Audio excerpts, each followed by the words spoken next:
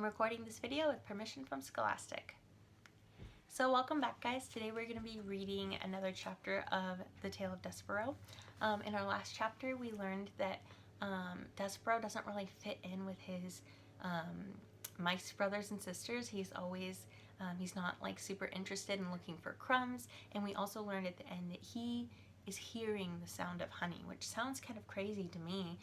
I can't hear honey. Honey doesn't make any sounds to us. And so the reader left us off on an inciting note saying, "But dear reader," what does she say? "But reader, he was not smelling, he was listening." And so the reader wants to tell us more. And I think what I've learned as we've been reading this is that when we read, we see the interactions between Despereaux and his family for what they are, but then the reader comes in and points out that there's more of the story than is meeting the eye. So I'm excited to see what happens. This chapter is called Once Upon a Time, Chapter 3. Despereaux's siblings tried to educate him in the ways of being a mouse. His brother Furlough took him on a tour of the castle to demonstrate the art of scurrying. "Move side to side," instructed Furlough, scrabbing across the waxed castle floor. "Look over your shoulder all the time. First to the right, then to the left. Don't stop for anything." But Despereaux wasn't listening to Furlough.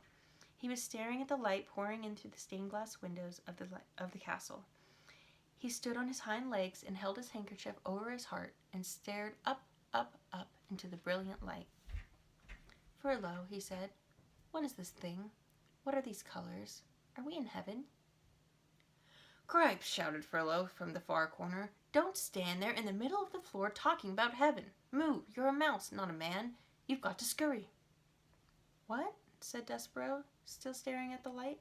But Furlough was gone. He had, like a good mouse, disappeared into a hole in the molding.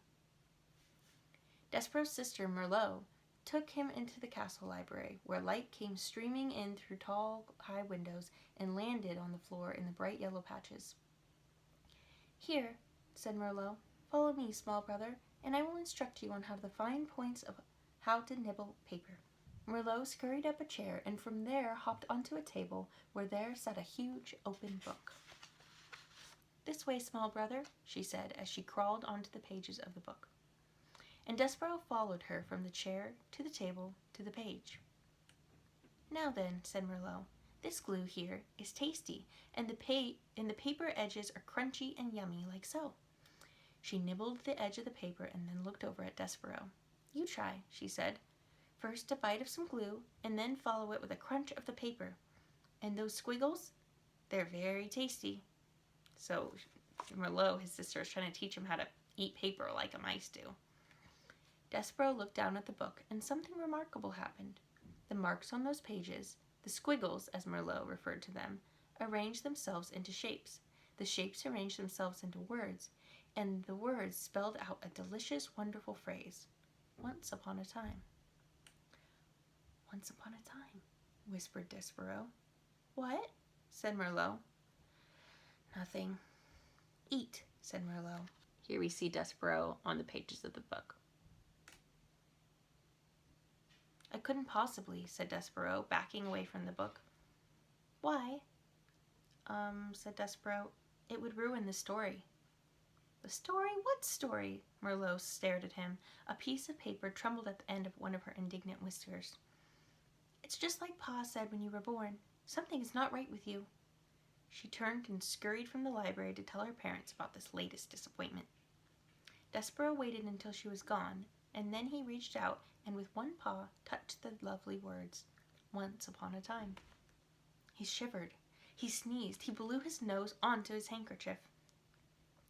"Once upon a time," he read aloud, relishing that sound, and then, tracing each word with his paw, he read the story of a beautiful princess and the brave knight who serves and honors her.